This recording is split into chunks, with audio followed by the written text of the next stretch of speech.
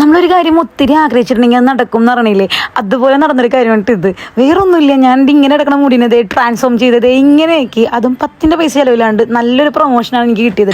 Kakkanad naturals എന്ന് പറഞ്ഞിട്ടുള്ള സലൂണിലാണ് നമ്മളിത് ചെയ്യണത്. മാത്യു സാറിനൊക്കെയാണ് നമുക്ക് അറേഞ്ച് ചെയ്ത് തന്നത്. വേറൊന്നുമില്ല, നമ്മുടെ നാനോപ്ലാസ്റ്റിയ, കെരാട്ടിൻ, ബൊട്ടോക്സ് ഇത് മൂന്നും കൂടി മിക്സ് ചെയ്തിട്ടുള്ള ഓക്സിപ്ലസ് ട്രീറ്റ്മെൻ്റ് ആണ് നമ്മൾ ചെയ്തത്. നമ്മളിത് ചെയ്യുന്നത് ബുധനാഴ്ചയാണ് കേട്ടോ.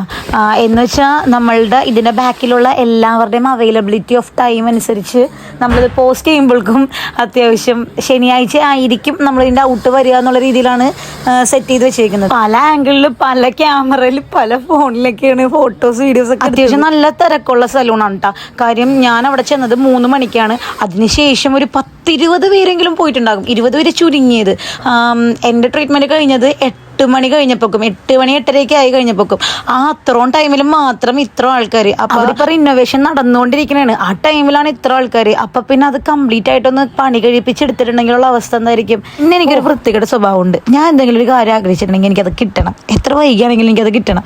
അതുപോലെ ആഗ്രഹിച്ച കാര്യമാണ് ഇത്. എനിക്കറിയില്ല, ഒരുപാട് ഞാൻ ആഗ്രഹിച്ചിട്ടുണ്ട്, ഒരുപാട്. ഞാൻ ഈ ജനുവരിയിൽ ഇത് ചെയ്യണം എന്ന് പറഞ്ഞ് പൈസ മാറ്റി വെച്ചതാണ്, ഫെബ്രുവരിയിലോട്ടേക്ക് മാറ്റി വെച്ചത്. എനിക്ക് കിട്ടുന്ന പൈസയൊക്കെ ലോണിൻ്റെ അളവ്, EMI, പിന്നെ വീട്ടിലെ ചിലവ്, ഇങ്ങനെയൊക്കെ എടുത്തെടുത്ത് പോയി കഴിഞ്ഞിട്ടുണ്ടെന്നുണ്ടെങ്കിൽ വേറെ പൈസ ഒന്നും എൻ്റെ കയ്യിൽ ഉണ്ടാവാറില്ല. ആ ടൈമിൽ എന്തോ ദൈവമായിട്ട് എനിക്ക് ഇങ്ങോട്ടേക്ക് തന്നൊന്ന് ആകെ ഒറ്റ കാര്യമുള്ളൂ. നിങ്ങളിൽ ആരെങ്കിലും ഇതുപോലെ വ്ളോഗ് കണ്ടന്റ് അങ്ങനെ എടുക്കാനായിട്ട് ആഗ്രഹിച്ച് നിന്നിട്ട് എടുക്കാൻ പറ്റാണ്ട് നിൽക്കുന്ന ആൾക്കാരാണെന്നുണ്ടെങ്കിൽ ഒന്ന് അതിനകത്തേക്ക് ഇറങ്ങിത്തിരിക്കുക. അത്യാവശ്യം നമുക്ക് ഇങ്ങനത്തെ കുറേ ഓഫേഴ്സ് കിട്ടും. എനിക്കിങ്ങനെ കിട്ടിയതാണ്. സീരിയസ്ലി അത്യാവശ്യം നല്ല പൈസയുടെ ഒരു സംഭവം എനിക്ക് ഫ്രീ ആയിട്ട് കിട്ടിയത്. ഞാനത് ഓപ്പണായിട്ട് പറയണേന്. അപ്പം ഞാൻ ഈ കട്ട്സൊക്കെ എടുത്ത് വെച്ചിട്ടുണ്ടായിരുന്നു. പക്ഷെ ഇത് ഓൺ വോയിസ് ചെയ്യണം എന്ന് ഒരിക്കലും ആഗ്രഹിച്ചതല്ല, പാട്ടിട്ട് കയറ്റാന്നുള്ള മൈൻഡിലായിരുന്നു. അപ്പം എനിക്കറിയാവുന്ന ഒരുപാട് പേരുണ്ട് ഇങ്ങനെ കണ്ടന്റ് റിലേറ്റഡ് ആയിട്ട് വ്ളോഗ് എടുത്ത് പോകുന്നത്. അപ്പോൾ അവർക്കെങ്കിലും ഒന്ന് യൂസ്ഫുൾ ആവട്ടെ എന്ന് കരുതി. പിന്നെ മാത്രമല്ല, എൻ്റെ ഒരുപാട് പേര് ചോദിച്ചായിരുന്നു എങ്ങനെയാണ് ചെയ്തതെന്നൊക്കെ ഉള്ളത്. അപ്പോൾ ആ ഡീറ്റെയിൽസ് ഒന്ന് പറയണം തോന്നി. അപ്പോൾ ഇത്രയുള്ളൂ. ബൈ.